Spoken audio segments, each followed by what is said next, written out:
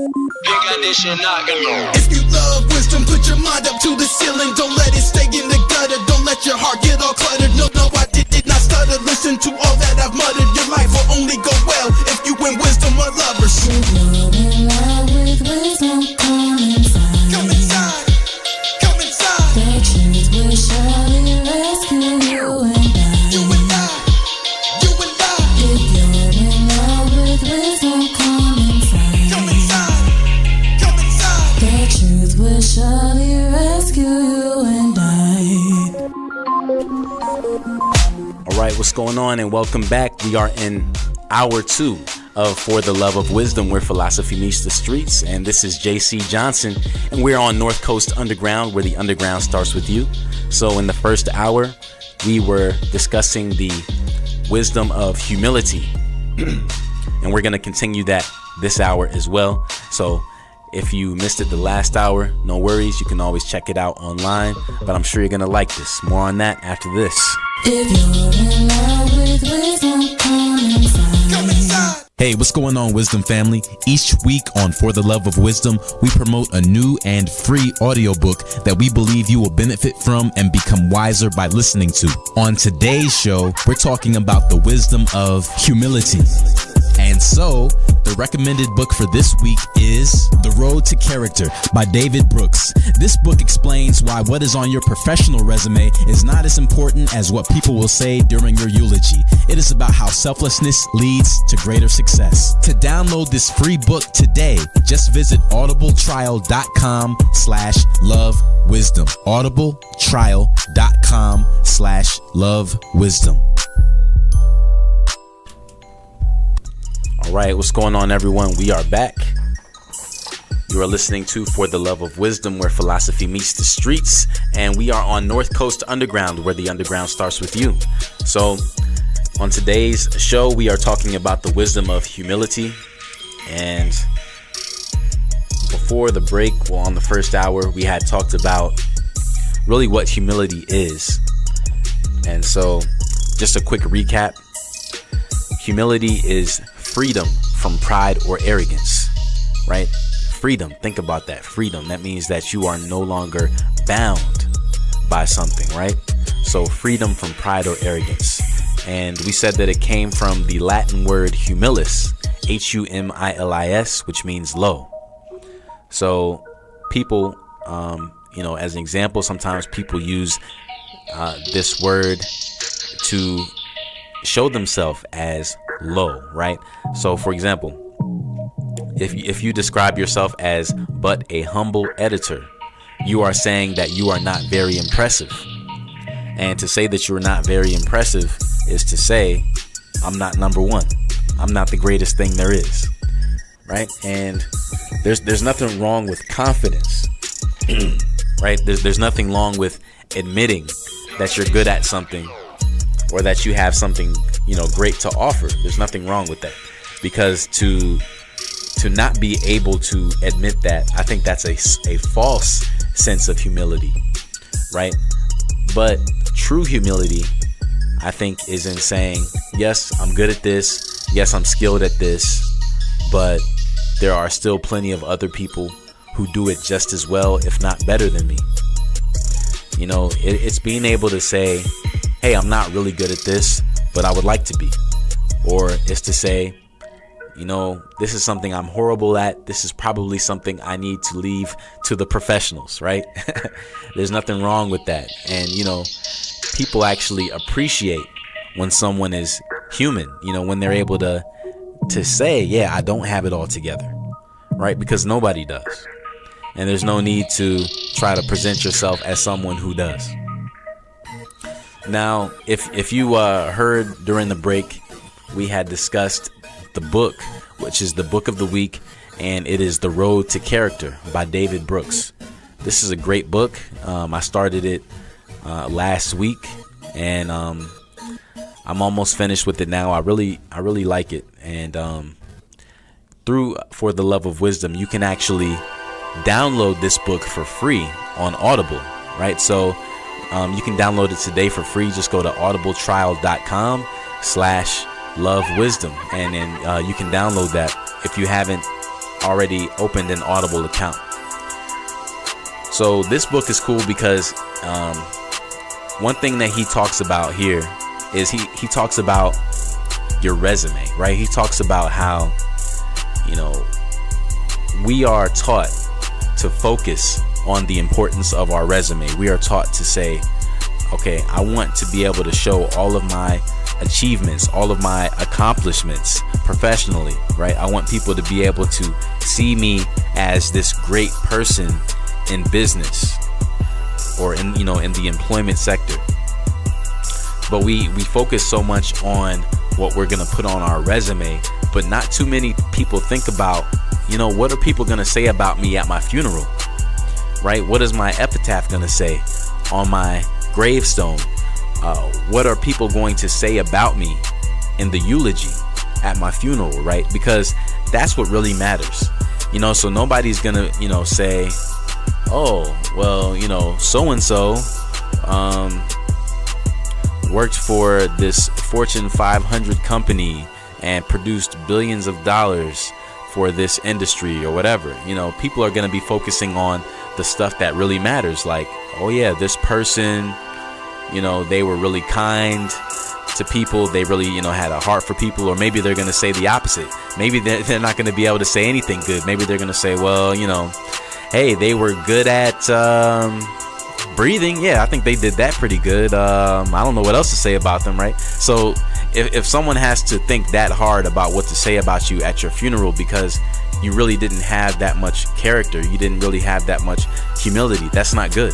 You don't want to be in that kind of situation, right? So you have to live your life in such a way that when people speak about you in the eulogy at your funeral, they have plenty of good things to say.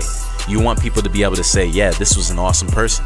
This was somebody that really changed the world in a positive way. So I really like how he broke that down in the book and how he described the importance of not putting all of our focus on what is going to be on our resume, but really what people are going to say about us after we leave this life. And here are some major points from the book, some quotes that really stood out to me. One thing he said is, most of us have clearer strategies for how to achieve career success than we do for how to develop a profound character. And that's really important right there, because it is important, right, to achieve career success. So I don't want you to get the idea that I'm saying it's not important. It's very important in this life, because that's how you make money. But that's not all that's important in life. What's more important than our successes is our character, right? Because that's the thing that, that's our legacy right there. That's what we're going to be remembered by, whether we had good character or bad character, whether we were humble or we were narcissistic. That's what people are going to remember. Here's another quote from the book that really stood out to me. He said, today, teachers tend to look for their students' intellectual strengths so that they can cultivate them. But a century ago, professors tended to look for their students' moral weaknesses so that they could correct them. That's pretty powerful, right? If you think about it. A lot has changed right now. Like in most schools now, at least in the United States, a teacher can't use corporal punishment to discipline a child, right? If they do that, they'll probably be in some big trouble. Most likely it'll be a lawsuit, maybe even some jail time, right? But there was a time when teachers were able to do that, and maybe in some places they still do. I hear it sometimes, maybe in Catholic schools and places like that, they do have some different kind of rules, but for the most part, teachers can't do that, right? But along with that corporal punishment, one thing that teachers did used to do back in the day also was really focus on the character of their students. And as this says, they pointed out their students' moral weaknesses so that they could correct them. And that's something that's missing. That's definitely something that's missing that I think is really important. And as a teacher, you do have an impact, right? Because you are somebody that students are looking up to. maybe they don't have the best role model at home, right? Or in their community. Maybe when they go to school, I mean, if, depending on what kind of school it is, if it's elementary school, you may be with those students all day, right? That same group of students from whatever time, 9 a.m. to 3 p.m. or something close to that. Even if it's high school and you only have them for one period or two periods of the day, that 45 minutes is still impactful, right? You are speaking into their lives. And it's just something to keep in mind. It's really important. Here's another one. Humility is the awareness that there's a lot you don't know, and that a lot of what you think you know is distorted or wrong. And that's hard. That's hard to be able to admit, you know what?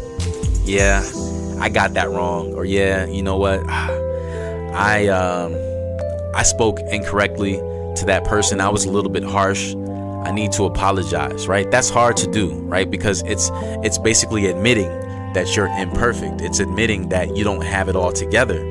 And as hard as that is to do, if we can do that, then that is how we can really be in the best place in life. All right, you're listening to North Coast Underground. We'll be right back.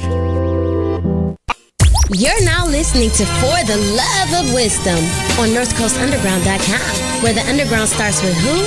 No other but you. All right, welcome back. This is For the Love of Wisdom, where philosophy meets the streets, and I'm your host, JC Johnson. All right, so today we are talking about the wisdom of humility, right? And before the break, we got into the book of the week, which is The Road to Character by David Brooks. And you can get that for free download.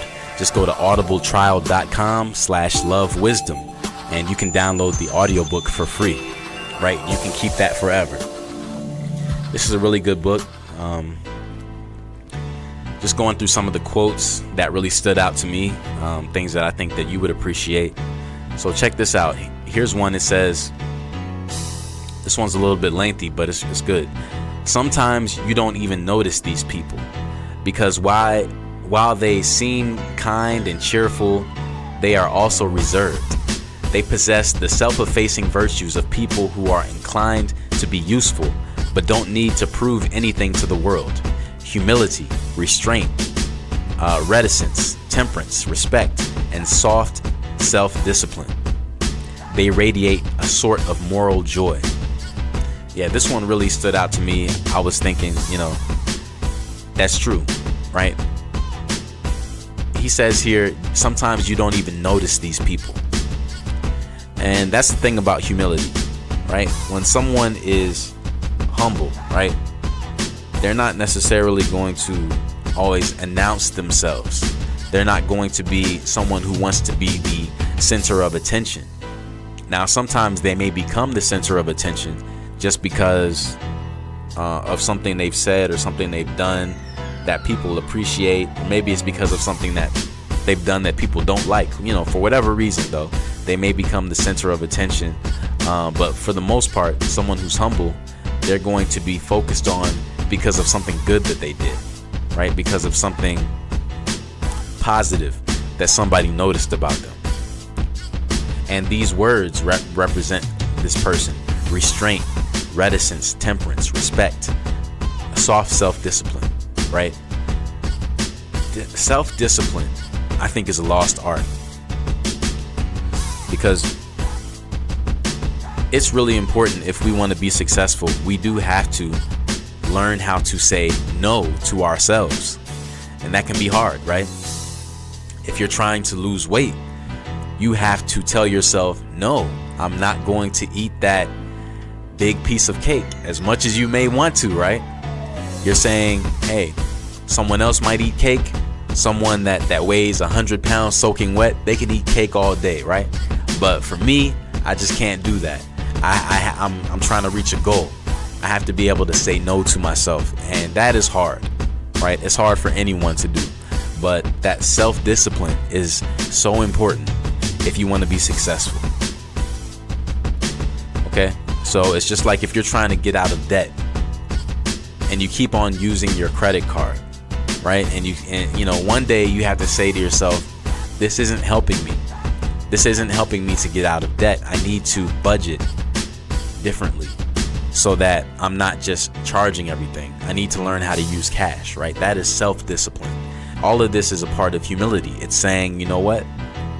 I don't deserve to be able to just buy whatever I want if I don't have the cash, right? I need to save my money and buy it when I'm able to, so that I'm not living beyond my means. That's humility. Here's something else he says. We can be knowledgeable with other men's knowledge, but we can't be wise with other men's wisdom. And that's really good. I wanna say that one again. We can be knowledgeable with other men's knowledge, but we can't be wise with other men's wisdom. And that's really true. That's really true. You know, you can't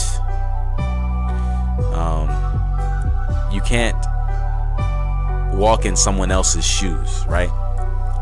You can't live somebody else's life. Only they live their life. Only you live your life, right? So there are certain things that you've experienced that no one else may experience, or maybe not in the way that you have.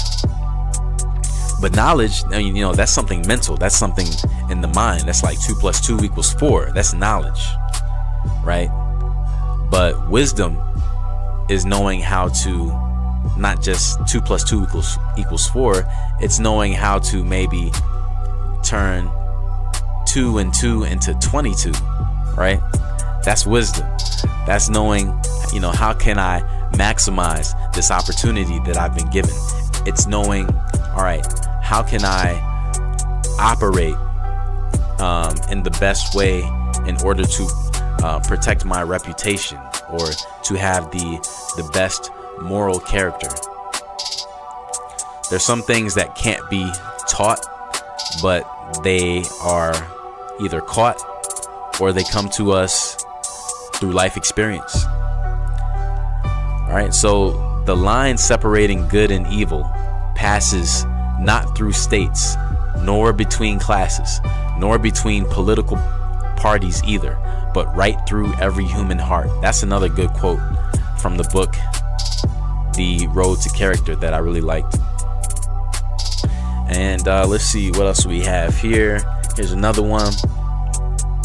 When you have deep friendships with good people, you copy and then absorb some of their best traits. When you love a person deeply, you want to serve them and earn their regard. When you experience great art, you widen your repertoire of emotions through devotion to some cause. You elevate your desires and organize your energies. A lot of good things right there. One thing that really stands out is when he said, when you have deep friendships with good people, you copy and then absorb some of their best traits. Now, that is crucial. That is crucial. It is so important to have the right people in our lives, to keep the right people in our circle, because these people influence us, right? So if you want to be humble, then you probably need to be around people that you would consider to be humble, right? But if everyone you know is arrogant, that's going to rub off on you. And before you know it, you're going to become like that too. And then when people get around you, you're going to rub off on them, and then the cycle just goes on and on and on. But what if you could influence people in a positive way? What if your humility could rub off on people? That would be awesome. But the best way to do that is to be around people who are humble, people that you respect, right? Let's see, what else did he say? Here's another thing he said in the book that I really liked. He said, failure leads to the greatest success, which is humility and learning. In order to fulfill yourself, you have to forget yourself. Wait, what did he say? You have to forget yourself. You might be thinking, yeah, forget yourself. In order to find yourself, you have to lose yourself. And that also goes into another part of the book where he talks about, just basically not taking yourself too seriously, but taking what you do, taking your work seriously, but not you yourself. No, You don't have it all together. You don't have it all figured out. I don't have it all figured out, right? Sometimes we fail. We may not want to fail, but that is the reality. Sometimes we fail. And when we fail, we should learn from that so that we don't fail next time, right? So that next time we succeed. And if we're able to admit that we fell short, if we're able to be humble and to say, all right, we messed up, then that is where we are able to learn and regroup and do something different next time, which is going to lead to success. This is a short one, but profound. He said, Alice had to be small to enter Wonderland. So true.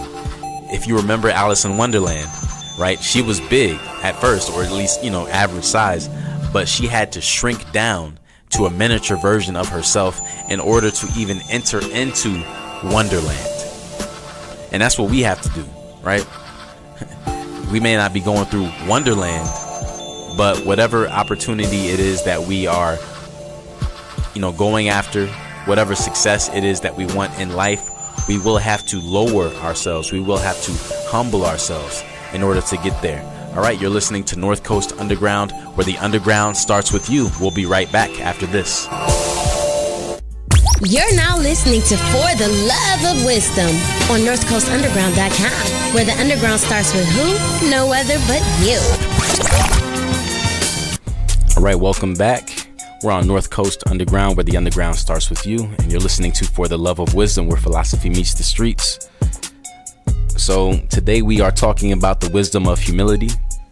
And before the break, we were looking at the book of the week, which is The Road to Character by David Brooks. And there's so many great quotes, so many things that stood out to me in that book. And I think that if you read that, you're going to appreciate it. And of course, if you don't have the time to sit and read it in a, paperback or even PDF format, you can always listen to the audiobook for free. Just go to audibletrial.com/lovewisdom and you can download that book for free.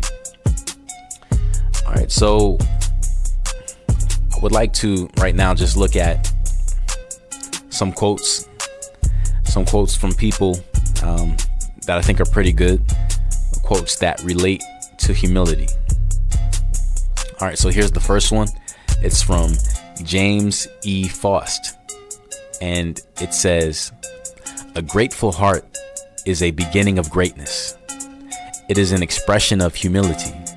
It is a foundation for the development of such virtues as prayer, faith, courage, contentment, happiness, love, and well-being." Very well said. Very well said. A grateful heart is a beginning of greatness. So what does it mean to have a grateful heart? Right? That means that if you receive something, maybe it's not something that is exactly what you want, but maybe it's the best that somebody could offer you. Sometimes just being grateful, right? You go to somebody's house and they cook for you. Maybe it doesn't turn out too well, right? Maybe it's not seasoned the way that you like it. Maybe it's a little bit too soggy, or maybe it's too crunchy, or maybe it got cold, or whatever, right?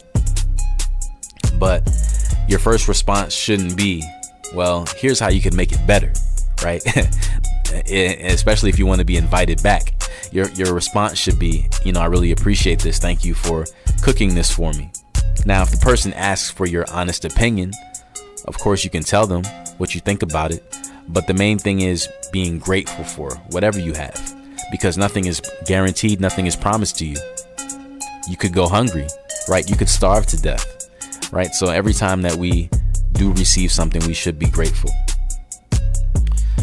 An expression, he says, it's an expression of humility. It's a foundation for the development of such virtues as prayer, faith, courage, contentment, happiness, love, and well-being. So he's saying it's a foundation.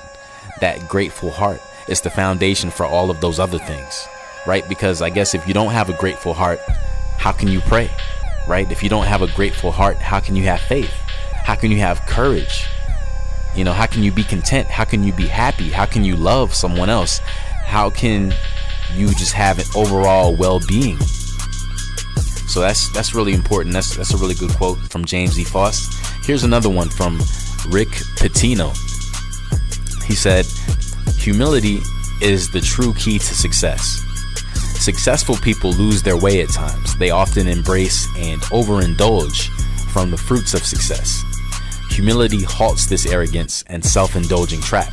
Humble people share the credit and wealth, remaining focused and hungry to continue the journey of success. And that's important right there. He said humble people share the credit and wealth.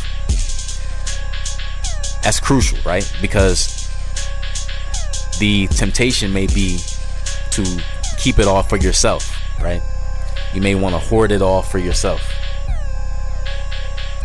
You know, it just reminds me of a line from Kanye West. I believe this on his first album. He said something about wanting to keep all the good beats for himself, right? and you know, that can happen within music, right? Let's just say, you know, you're a music producer and you're supposed to be making something for somebody else, but you also record music or, you know, vocals, right? Maybe you're an artist as well, and you say, man, that beat is hot, man. I can't give that one up. That one needs to be on my album. I don't want that to be on someone else's album. But the thing to remember is this, right? And in that context, right, when it comes to music, whether it's on your album or somebody else's album, right? If that song becomes a hit, it's going to be mutually beneficial anyway, right? You're still going to benefit from it, right? If that song wins a Grammy, then you're going to win a Grammy too, whether it's on your album or their album. But if that person is more well known than you, and that song is more likely to be heard if it's given to that other person, then maybe humility says, let me go ahead and give it to that person, right? But that's a hard thing to do. And I know for me too, you know, I produce and I rap, I sing as well, and yeah, it can be hard. It can be hard to give up what you consider to be your best. But the thing about that is, your best this week is going to be replaced by whatever your best is next week, right? You're always going to get better. At least you should get better at your craft. So it really doesn't matter.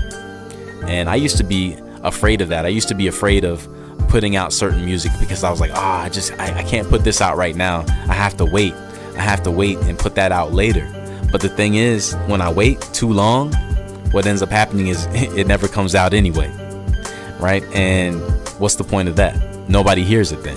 It could be the greatest thing ever, but if I'm the only one who hears it, then there really is no greatness in there because it can't do anything. It just sits on the computer. So anyway, as it relates to humility, sometimes you just got to do what may feel a little bit uncomfortable at the moment.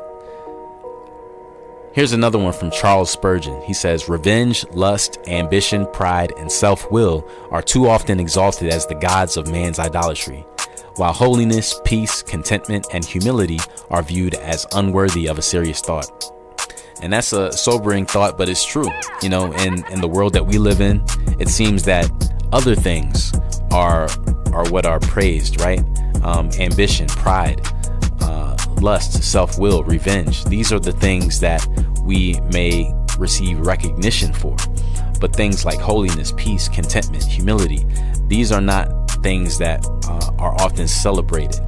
So the temptation can be to swing on the other side of the pendulum, so to speak, because it seems like that's the place where you're going to get more of the recognition, more of the honor and respect. But in the long run, whether you receive recognition or not, you know, it's important to do the right thing. And here's something from the late Anthony Bourdain. He passed away recently, right? He took his own life. So here's something that he said. He said, if anything is good for pounding humility into you permanently, it's the restaurant business, right? And this guy, he's a famous chef. He's well known for cooking all types of great stuff, right? But even he said the restaurant business is tough. He says this is something that will humble you permanently, because what is the restaurant business all about? It's about serving other people, right? Here's one from Ralph W. Sockman. True humility is intelligent self-respect, which keeps us from thinking too highly or too meanly of ourselves. It makes us modest by reminding us how far we have come short of what we can be. That's a good one too. And one last one from Julian Baggini. True humility is expressed in deeds, not words. The humble are those who truly walk the same ground as everyone else, not necessarily with groveling, hunched backs, but certainly not lording it over others either. That's good right there. Something to remember. Something to think about as we go into the break. All right, you are listening to For the Love of Wisdom, where philosophy meets the streets. And of course, we are on North Coast Underground, where the underground starts with you. It's your boy, Tear It Up, Tommy Tom from Beyond Sports, and you're listening to For the Love of Wisdom with your host, Jason Johnson. All right, welcome back. You're listening to For the Love of Wisdom, where philosophy meets the streets. And you know we're on North Coast Underground, where the underground starts with you. All right, we're in the last segment of today's show. I definitely appreciate you hanging out with me. So, you know, I like to end the show just by taking a look at what the Bible has to say about whatever it is that we're discussing, right? I think that's the foundation for everything.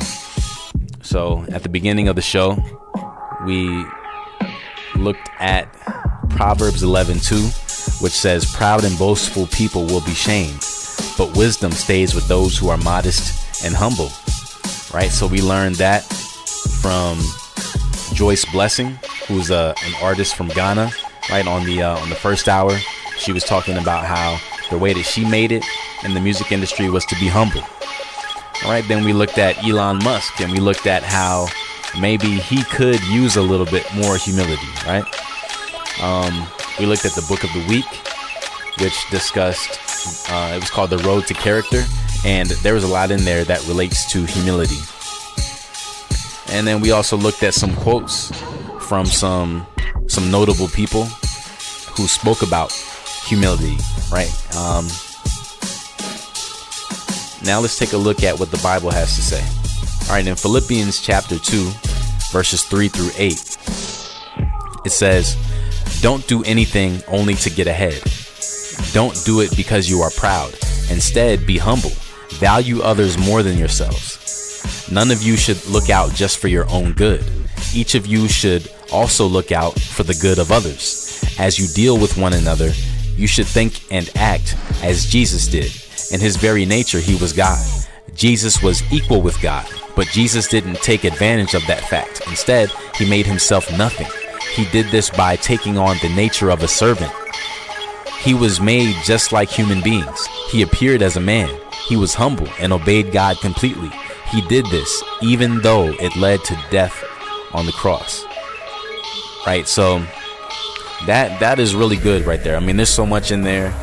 We could do a whole show about just that one portion of scripture, right? But I really like how it says, you know, don't do anything only to get ahead.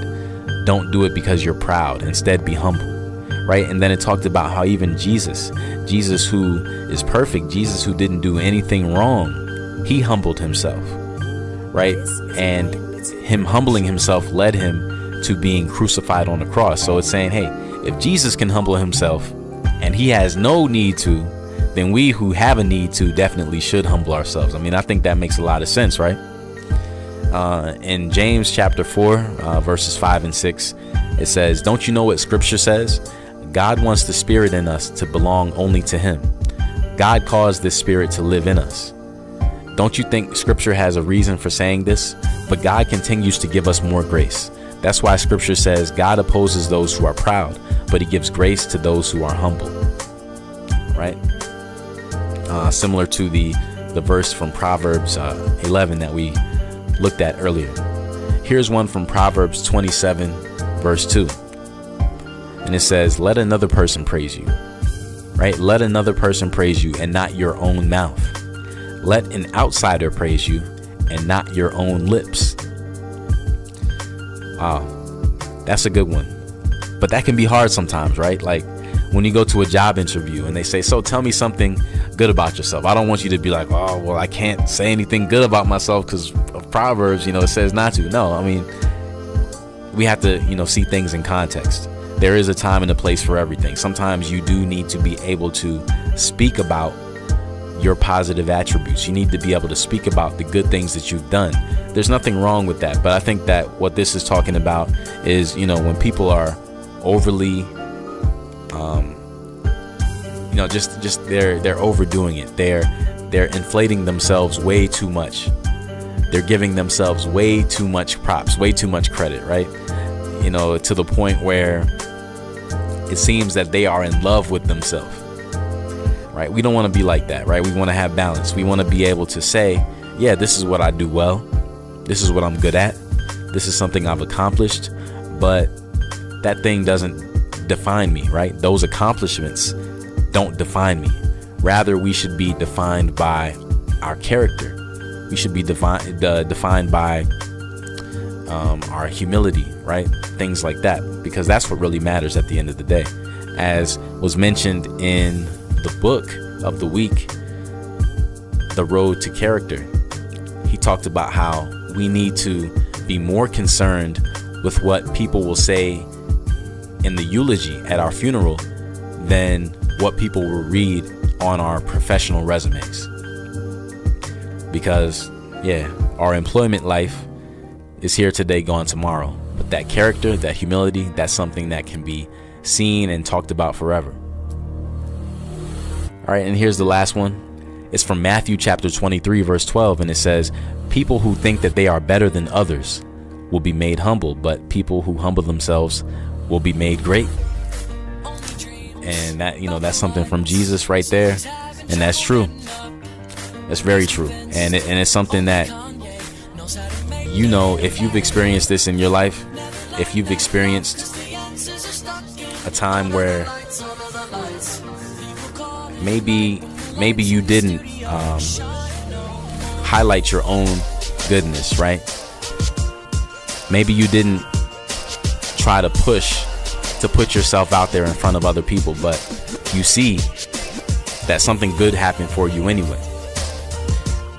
Not to say that at times there isn't competition or times when, you have to really put your best foot forward in order to stand out amongst competitors. I'm not saying that. But I think that this verse is true, that at the end of the day, as long as we're going about things with the spirit of humility, it's going to benefit in the long run. People who think they are better than others will be made humble, but people who humble themselves will be made great. That's a promise from God's word, and that's something that I think that we can hold on to. All right, that's it for today. This is JC Johnson signing out. You're listening to For the Love of Wisdom, where philosophy meets the streets, and we'll be back next week on North Coast Underground, where the underground starts with you. Knowledge is power, power is money, and money makes the world go round. Money, power, respect, I get it. Higher, learning, yeah, I'm with it. Only get better with time, keep God on my mind with wisdom. There's no limit, there's no limit. Get up and get it, can achieve the impossible, conquer every obstacle. Exhausted from grinding, constantly push and do what they say I could. Life is what you make it. Knowledge is power, don't let them take it.